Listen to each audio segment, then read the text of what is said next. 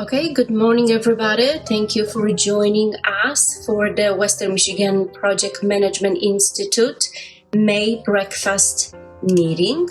Today's presentation is done by Madison. Madison is a student of Grand Valley University. She's studying management with information systems. She hopes to pursue her career within healthcare technology.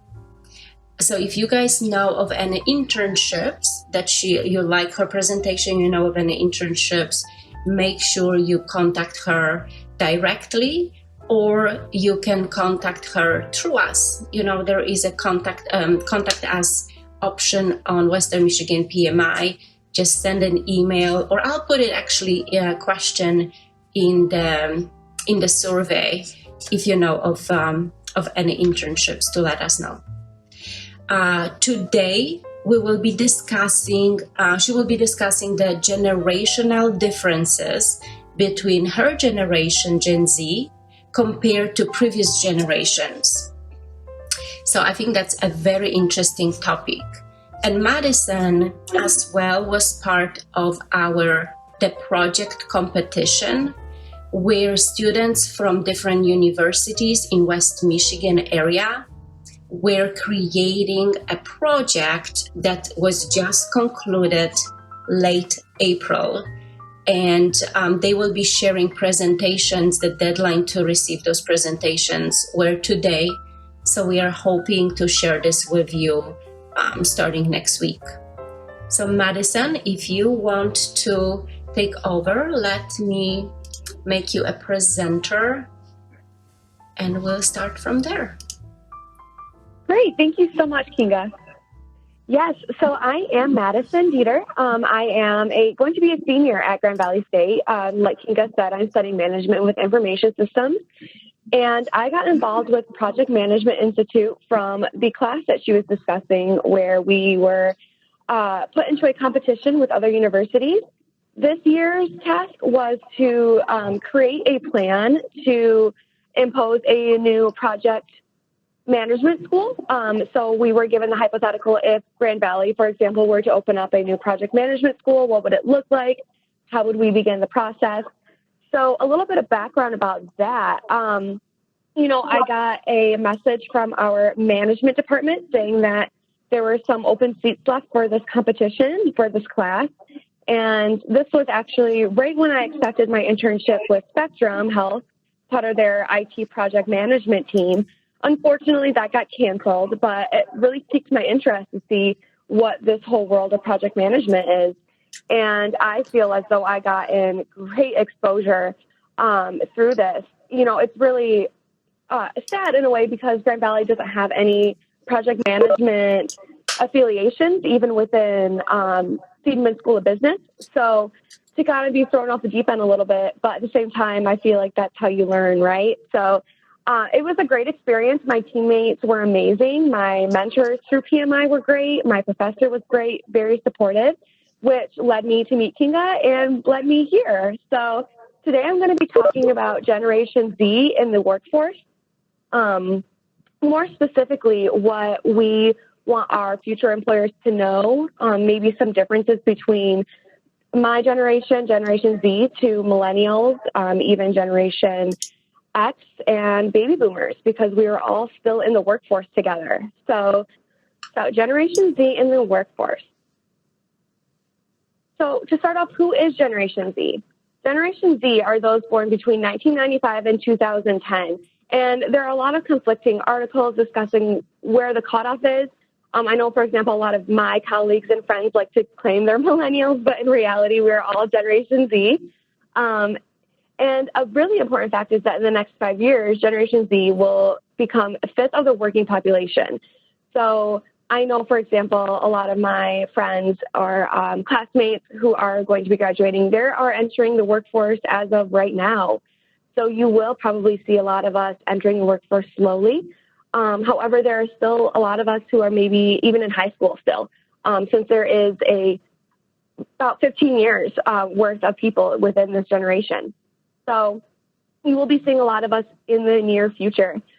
Generation Z, we were in elementary school or middle school during the Great Recession. And the reason why I wanted to put this in the first slide is because I really do think that this defines our generation and how we are, what we want from the workforce in the future. I know, for example, personally, my family was not as affected, but one of my friends, for example, her father was a realtor, and she remembers very clearly in middle school having to move into an apartment due to just the whole market crashing, really. So she remembers that being a very big turning point. And a lot of my other friends, too, especially here in Michigan, having their family members lose jobs because of the car industries and real estate, you name it. And this was just a very big focal point to our upbringing, which leads to what I'm going to be discussing more about job stability and job security. So another big important fact that I wanted to share, too, is that you will see our baby videos on VHS, but our prom pictures in the cloud. That just kind of shows how much technology has advanced within just our upbringing and our childhood.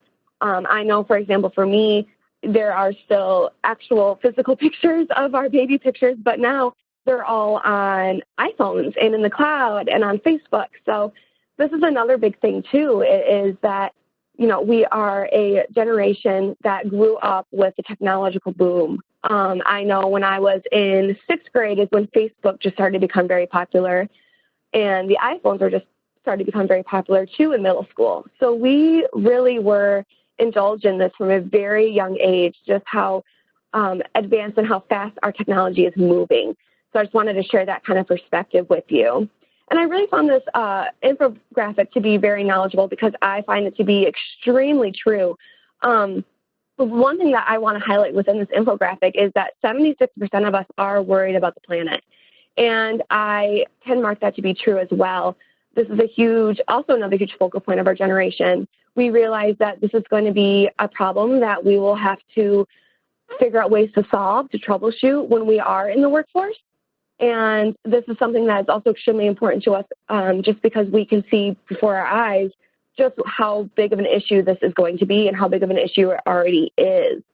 Another big thing, too, is by 2020, this year, we will make up about 40% of all customers. So we are very active, we are a huge generation, and we are definitely going to be the movers and shakers of the next workforce generation. So moving on. So some very overall general characteristics within our generation. To start off, these are, like I said, very general. Maybe not everyone within a generation agrees with this, but overall, I find this to be extremely correct in a way, just because within my segment of college business, I see a lot of these characteristics coming up within my colleagues and my classmates and my friends. So to start off, we are excellent at multitasking, although we'd rather not.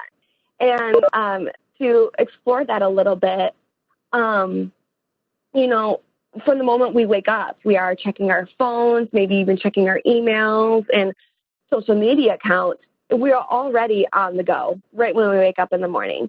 And especially with how things are today, we are just always on the move. Everything is very fast paced. And from the very beginning, when we got introduced to technology at a young age, we realized how important multitasking is, but also how it can be a little detrimental in some ways because we are not being able to give our full attention maybe to ourselves or maybe to our classwork because we are just very distracted. We are a very distracted generation. However, I really do feel like as we get older, we are more understanding of that and realize that, you know, there are times that we need to unplug maybe, really focus on one thing at a time just because we are a very creative, innovative generation. And sometimes multitasking or distractions can get in the way with that. So I know for us, example, you know, we really do want to slow down maybe a little bit and take that time for ourselves and to make sure that the work that we are doing is correct and accurate. We are also the most inclusive generation yet. So what I mean by that is we are very accepting of different ways of living. One big example of this is when gay marriage was finally legalized in 2014, most of us were in high school or in middle school. And to see that was revolutionary. We have seen even within our generation, we have becoming more accepting as a society to LGBTQ rights, to trans rights. We are also on riding the tidal wave, really, of the Me Too movement, which I know for sure has impacted so much, especially within the workforce.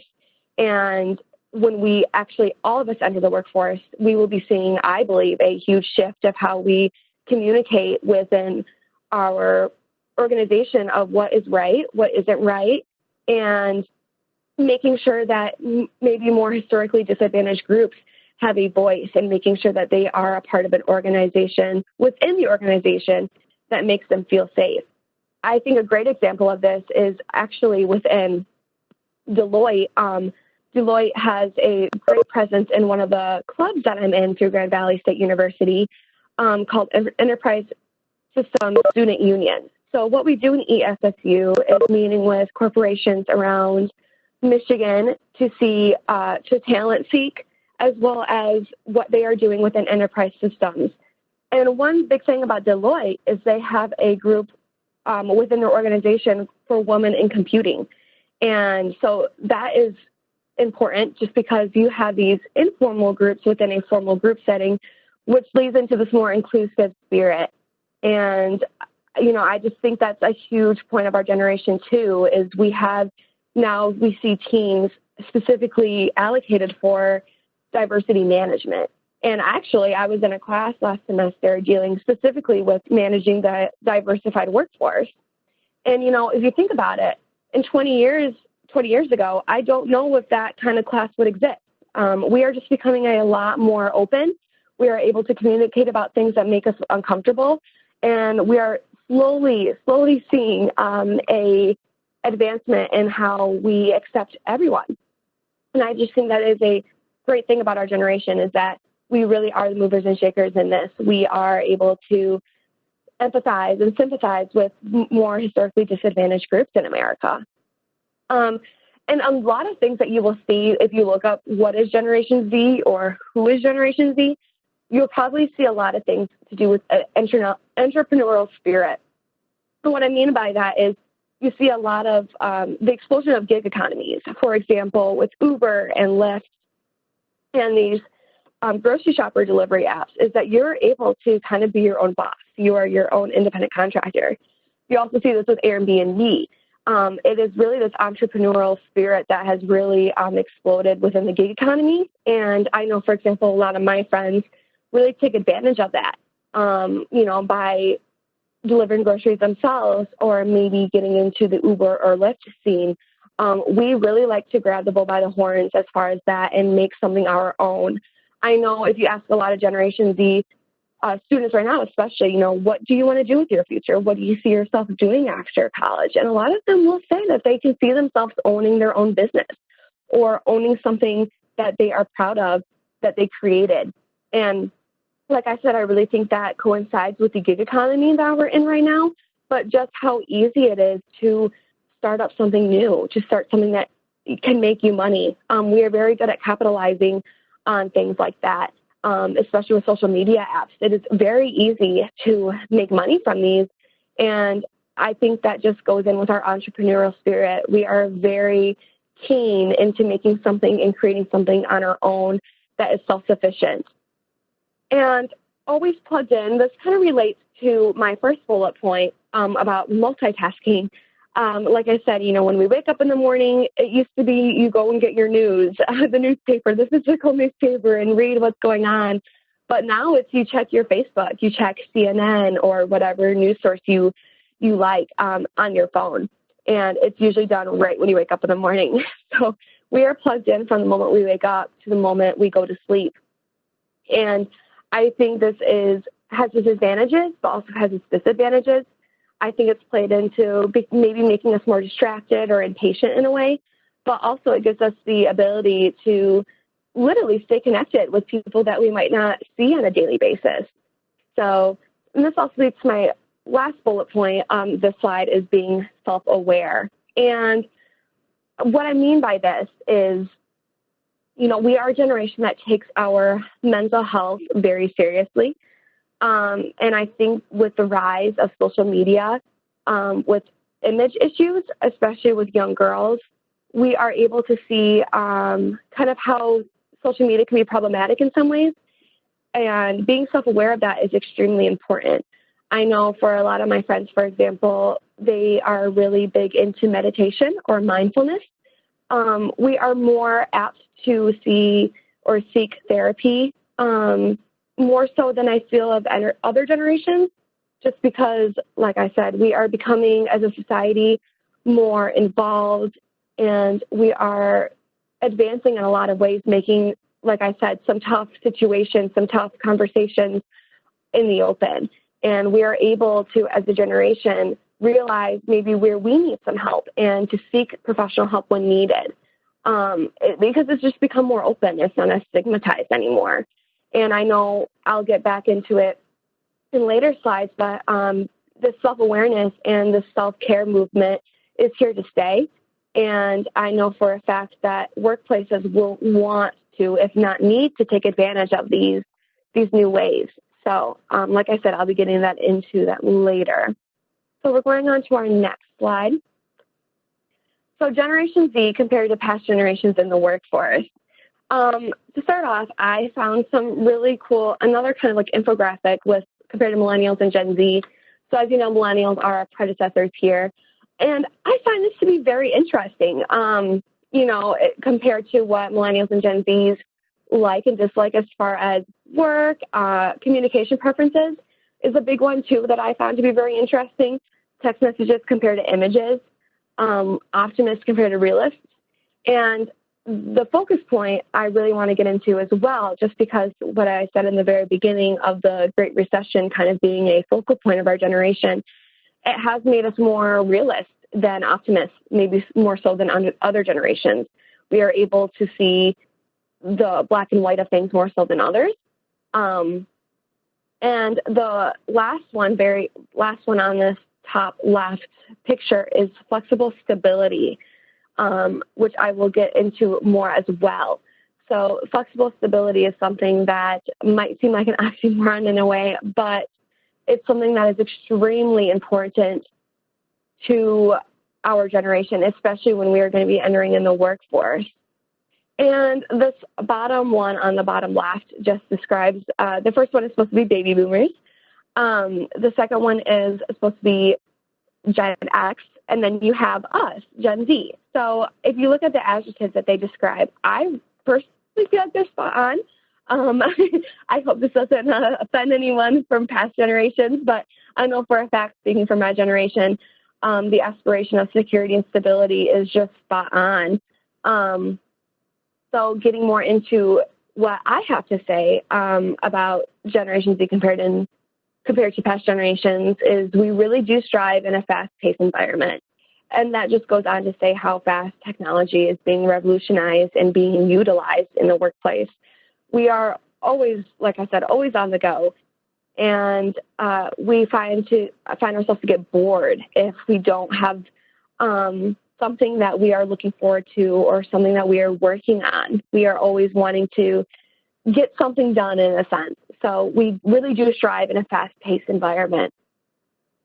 We are likely to value our relationships with our colleagues and bosses more so than other generations. And what I mean by this is, especially with the boom of LinkedIn and Facebook and Twitter, you are more likely to be connecting with your colleagues and bosses on these websites and able to talk to them or communicate with them even outside of work. So not only that, but we as a generation really do value relationships as a whole. That's where we seek a lot of our validity from other people. We like to make sure that we are being heard and respected, and we do that within our relationships and how we manage and seek relationships. So especially within the workplace, within your colleagues and bosses, Generation Z really does value that. And I do think having more socialized events within the workforce will make those relationships stronger, which then leads to higher productivity. When you feel like you are being heard and accepted in a workforce, that's what ultimately drives productivity. It's not really about if you can meet a certain quota, you'll get a certain raise. It's more about, Are you heard? Do you feel included? And like I'm saying, this is extremely important for our generation. Emails, texts, and IMs, instant messages, are not a communication barrier. And maybe this is also similar with millennials too. You'll go into a meeting and afterwards you think to yourself, well, that could have been an email or that could have been just a text message.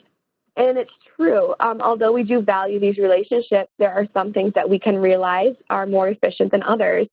And one of these things is through emails, texts, and instant messages. We realize sometimes that is more efficient than meeting face-to-face. And especially in this time of COVID, I think this is extremely important, more so than ever. We are very agile when it comes to picking up certain syntax within emails or text or IMs, more so than other generations.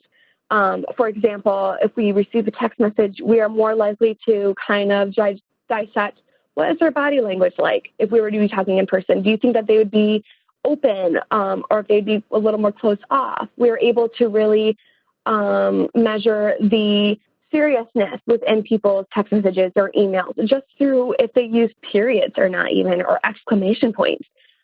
This is definitely not a communication barrier to us. We are able to utilize not face-to-face communication segues, but we're able to realize the importance of them as well. So my fourth bullet point is we rather work independently than within a group. And I'm really going to try to distinguish this from millennials, because we hear a lot about millennials being a generation who gets the most stuff done within a group.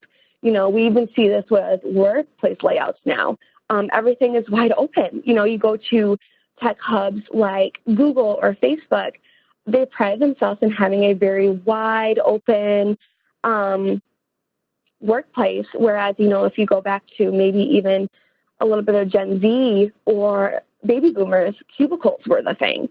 So with millennials, they are very group oriented. That's how they are the most efficient, by bouncing off ideas off of one another. But with Generation Z, it's kind of the opposite. I know, speaking from personal experience, especially here at Grand Valley at Seidman College of Business, at least all of my classes have had a group project. And not saying that they are unproductive. However, as a generation, we do work better by conquering and dividing. We are given maybe a day to meet in person, but other than that, we are able to work sufficiently alone. And going back to my first slide of being self-aware, we are a generation that is very keen on knowing ourselves. And if we feel like we run into an issue, we are more than able to reach out through a text or email, maybe to a mentor or a boss, maybe saying things that don't make sense or maybe a little confusing, just because we are able to seek help when needed. Whereas in a group, especially with millennials, they feel like everything can get done within working with themselves. But like I'm saying, just to reiterate, Generation Z, we do rather work independently more so than within a group. And I can even see workplaces changing in the next 10 to 20 years, going back to cubicles, going back to personal space, and maybe even, especially with COVID, working from home a lot more, which I will also get into in my next slide, just because we don't really need to become productive working in a group. And my last bullet point with this slide is keen to diversity, social justice, and sustainability.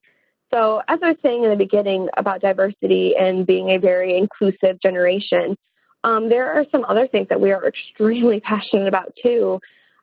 Especially right now, you see a lot of, like I was saying before, with the Me Too movement.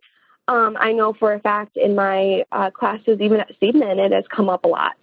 And I know when I was in my managing the diversified workforce, I was able to have a very insightful professor and being able to meet with other people from local Grand Rapids businesses. So, for example, Spectrum Health came in, and their diversity leader came in to talk with us. And it was absolutely heartbreaking to see, there's just still so much work to be done in Grand Rapids as far as social justice. And I also began to think to myself, I don't think that we'd be having this conversation 20, 30 years ago. This is something that is very unique to our generation. We're able, like I said, to talk about these things and to come up with troubleshooting ways to make sure that we are able to move closer to becoming more inclusive for everyone. And I know within Grand Valley especially, we are very open as a university as well. We have a lot of groups, a lot of subculture groups to do with LGBTQ. We even have a group of women in computing as well. And the big thing too is sustainability here. We see a lot of Greta Thunberg, for example. She's a Gen Zer, sorry. And she is very fiery and passionate. And I really feel like she kind of embodies what our generation is about when it comes to sustainability. I know a lot of us kind of feel this immediate doom a little bit, which is very scary and sad. However, we also know just how important it is to stand up for what we believe in. And I know when we are able to enter the workforce, we are going to be wanting to search for employers who realize just how important diversity, social justice, and sustainability are. We really will be looking for businesses who empower these three characteristics, because ultimately that's what will lead to a better society, right? So moving on.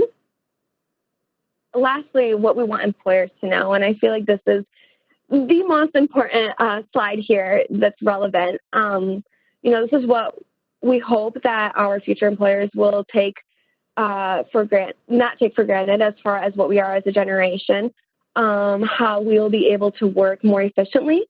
I was already discussing about the generational differences between millennials and Gen Zers. We are more apt to work individually. But not only that, there are a lot of other things that we really would like employers to know about us. And so this little infographic that I have to the left, you could see what really stands out to me is that 32% want to be managing or supervising employees in a corporate environment. And, that really leads into the stabilization that we are seeking. We are a generation, like I said, who grew up with knowing way too young what financial insecurity is like as far as unemployment with the Great Recession.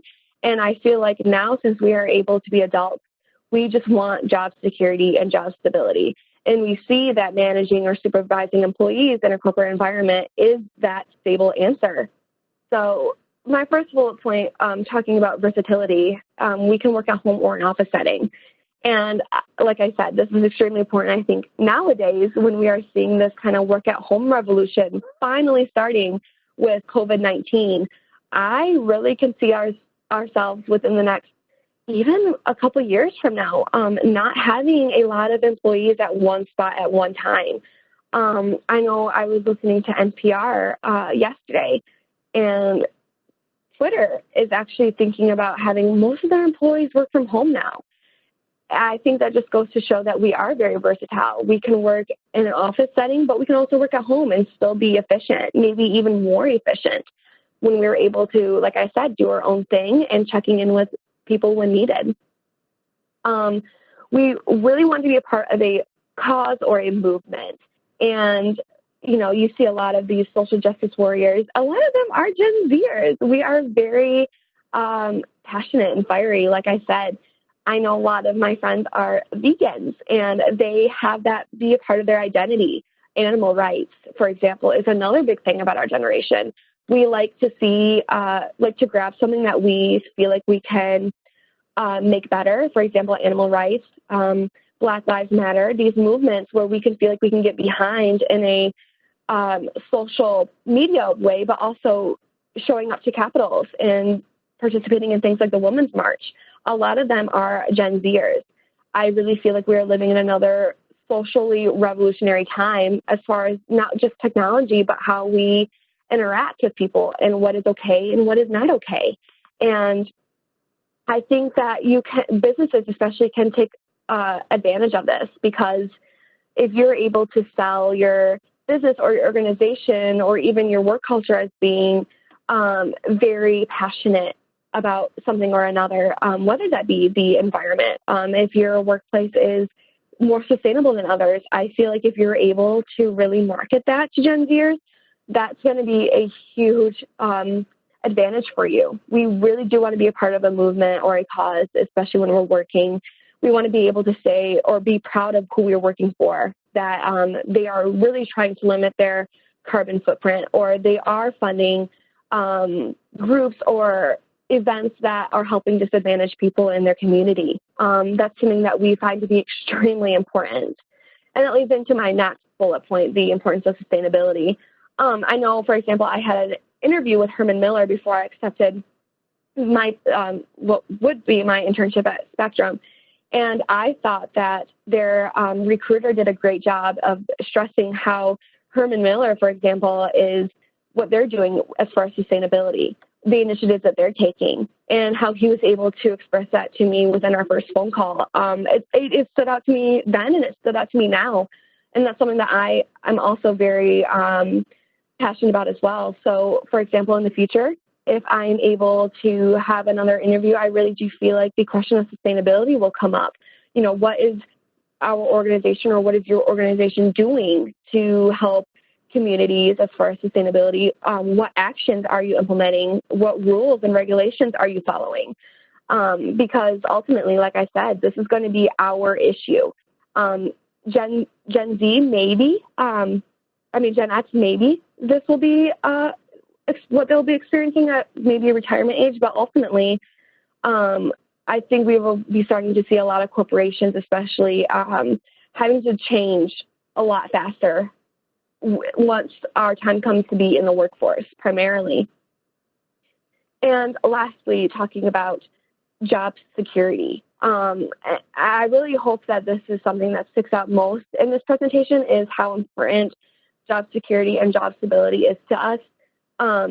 We are risk takers, but in a sense that we want to make sure that our values and that our way of life is not being impacted. And I know for a fact a lot of people my age really just want to find a job where they are what they're passionate about, a business that is socially aware, but also something that can give them stability and security. Making sure that there are benefits, making sure that there is sick leave, making sure especially that there's health insurance. This is a huge thing too. We really just want to be able to be stable and secure. We have seen in the past our parents or family members having to lose jobs, and that might be even more so today, even too. I know a lot of my friends are now filing for unemployment due to COVID, and this is just kind of going into our psyche of job security. We have seen in the past, like I said, our family members are having to take unemployment due to the Great Recession, and we're kind of seeing that now happen too.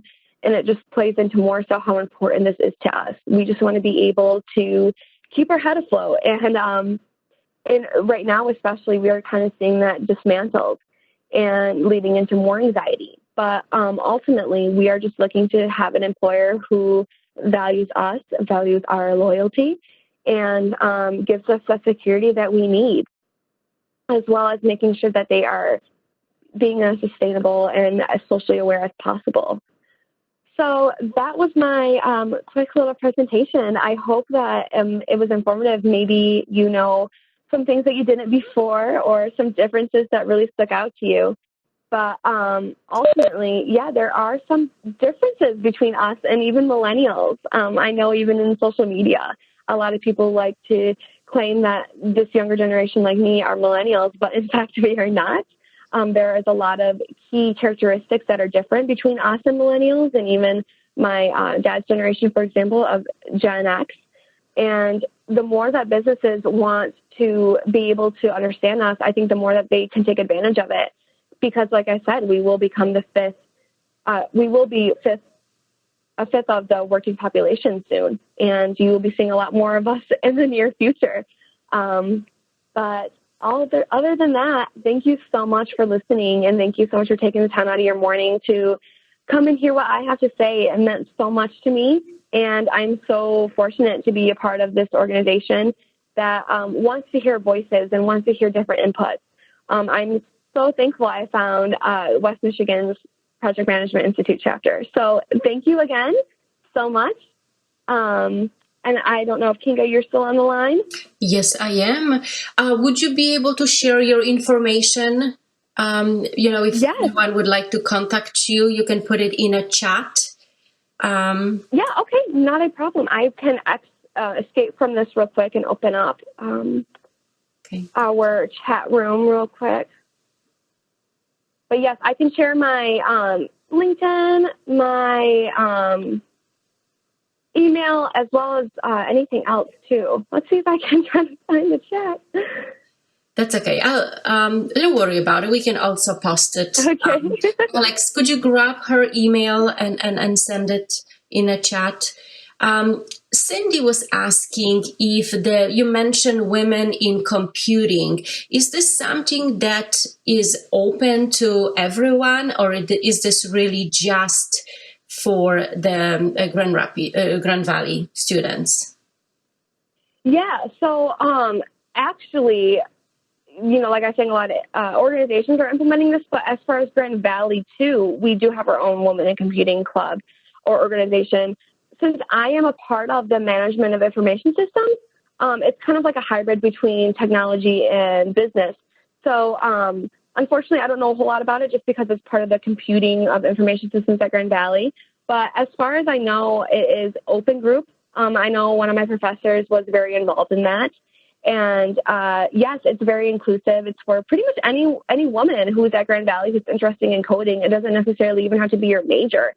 If you're interested in computing, you can definitely just drop in with any kind of club at Grand Valley. They're very open. Great. I have a question. You mentioned, I know working from home, it's kind of what we have to do right now, and possibility of other employers moving into that space. I was curious what you said about the cubicle, going back and working in the cubicle. Yes. We have seen a lot of corporations moving to the open space, kind of an agile is a big thing.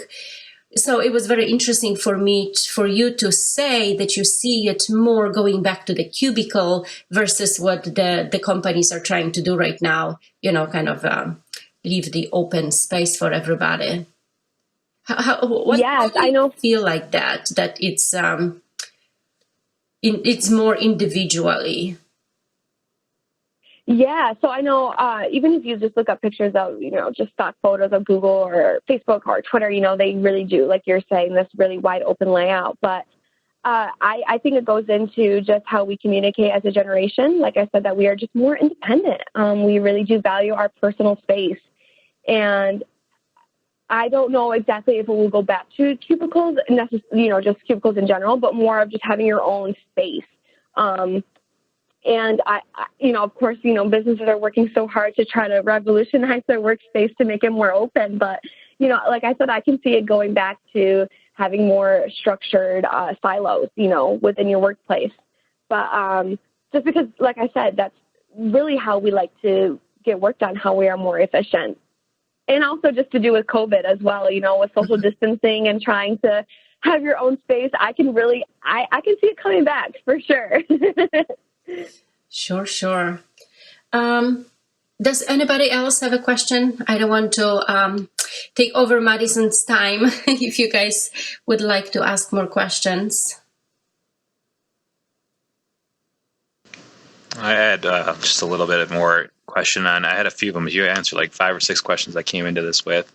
But you mentioned a few different preferred methods of contact, like IMs and chats. And with that, I know there's a lot of new tools that some, like, the Slack and other IMs and things like that. And we've kind of got the WebEx. But is there any other tools that you would say Gen Z is really heavily using?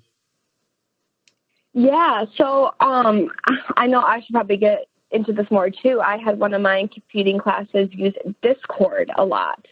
I don't know if anyone knows what that is, but it's kind of just another way of communicating.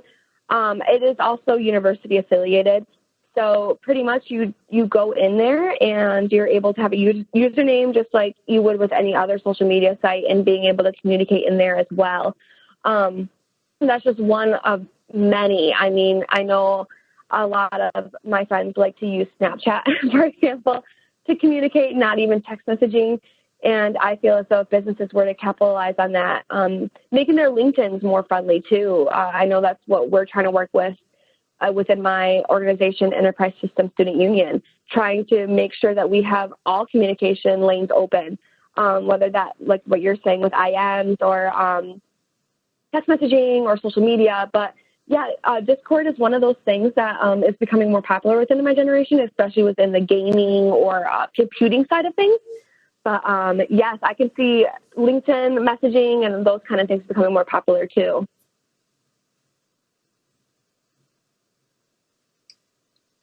And yeah, we have one question in the chat. It looks like, how do we reconcile wanting to work independently but want to supervise people? How do you explain that need? Yes. So obviously this is extremely important. I feel as though having a more structured schedule where, you may meet in the morning for 20, 30 minutes to kind of discuss what's the game plan for today, maybe having a structured minute list of what you want to get done, just so you do have that the supervising that you need. However, maybe limiting that, maybe to just maybe 3 times a week. Like I said, I really feel like working at home is going to be becoming a lot more popular. So if you're able to just meet for 30 minutes in person, I really feel like that is just sufficient enough. However, that does lead into the insecurities of making sure that you are supervising correctly and making sure that everyone's needs are still being met. And that is what comes into play with the employees, not the employers, making sure that they're able to express to their bosses or their mentors what they need. It's a two-way street. And I feel like with our generation, like I'm saying, we are very apt to explaining what we need, what works and what doesn't work. And so yes, that's a valid concern. However, I really do feel like having a more structured, like I said, minutes or being able to meet just one time in person for a little bit can get the job done, most definitely. Hi, Madison. This is Sudeep. Excellent job on the presentation. I thought the content was very good that you developed. Nice. Thank you. And the delivery was excellent as well. The question that I had, by the way, I wanted to remind everyone, please type your name in the chat window so we can make sure everyone gets a PDU for those that have not seen that message. The chat window is at the bottom of your screen. You click the little bubble that looks like a messaging bubble. So thanks for doing that. The question that I had, Madison, is what's the best way to make sure when we have Gen Z employees on our teams, what's the best way to make sure tasks are getting done and things are moving forward? Is it best to email people to follow up? Is it best to have a team meeting? Is it best to just text message people? What's the best way to make sure things are on track?